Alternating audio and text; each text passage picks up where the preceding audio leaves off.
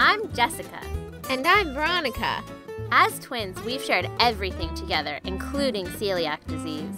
We also share a love of food, and we've traveled the world trying new and different ingredients. We found that living gluten-free doesn't mean giving up flavor. Whether you're following the doctor's orders or looking for some healthy alternatives to traditional meals, we'll guide you through delicious gluten-free recipes from breakfast to dessert. Food so good, you won't be able to tell the difference. Kind of like us. On Double Take Diets.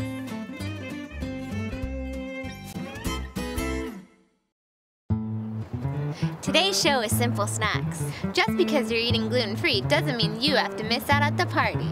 We'll be preparing some simple yet delicious hors d'oeuvres for any occasion.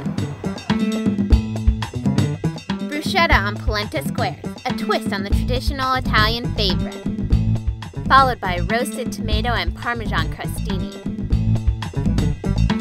Smoked salmon with soft herb cheese crostini. Gluten-free versions of gourmet classics.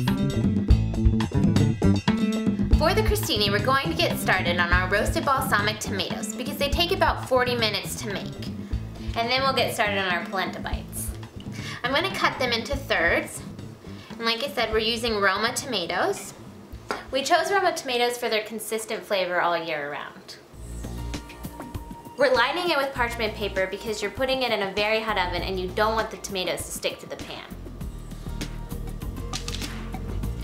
And while she's cutting up the tomatoes, I'm going to pour a little bit of olive oil on each tomato.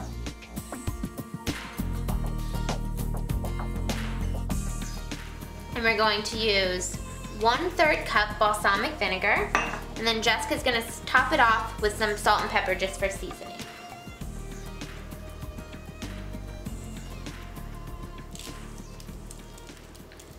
Now again, you might think that this is too much salt on each tomato, but they're going to roast and they're going to soak up that flavor.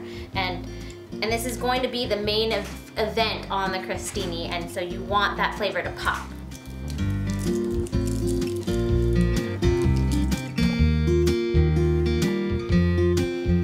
Okay, and we'll put some pepper on it. Okay.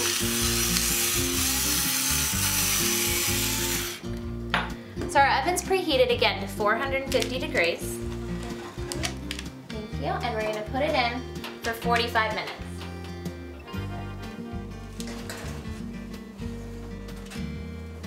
And now we're going to start with our bruschetta polenta bites. We're using a quick cooking polenta instead of a pre-made polenta. It gives us more control over the shape and size of the polenta. Now we chose to use the polenta instead of the normal bread for the bruschetta because of course it's naturally gluten-free, it's made out of corn, and another reason is I just think it makes it a little bit more interesting at parties instead of the normal bruschetta tomatoes on toast. So we brought 4½ cups of water with a 1/4 teaspoon of salt for flavor to a rapid boil. Now we need to really watch this. It's on high heat and then we bring it down to medium heat right before we pour it into the pot. And we're going to slowly pour in the polenta until it thickens.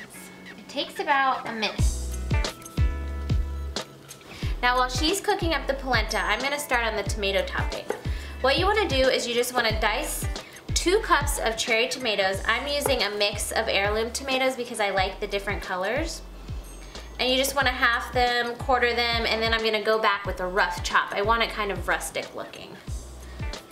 And it makes it easier to eat. Yes, it does. You don't want those big chunks and someone biting into it and it falling off on the floor.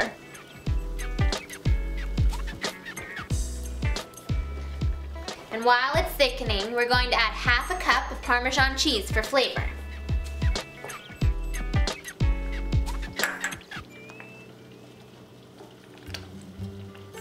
Needs to get a little bit thicker than this. Wow, that was really fast. Yeah. And be sure that you already have a lightly greased Pyrex pan with olive oil or vegetable oil. And we're going to take the thickened polenta and just scoop it out into the Pyrex.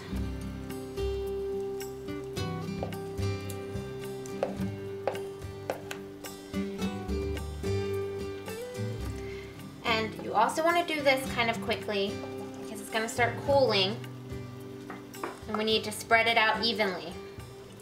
All right, Jessica, I'm gonna move this over, so just be careful, okay? All right, and I'm gonna spread this out like I said, you wanna do it kind of fast before it starts to get sticky, to about 1/4 or 1/2 inch even thickness.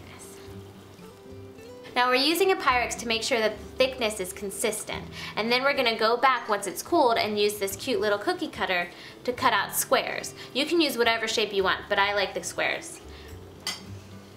Now it has to cool. Once we spread it out, it's pretty even.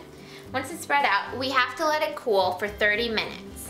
And then we're gonna place it in the oven at 350 degrees for 25 minutes, so it's just crispy enough to cut.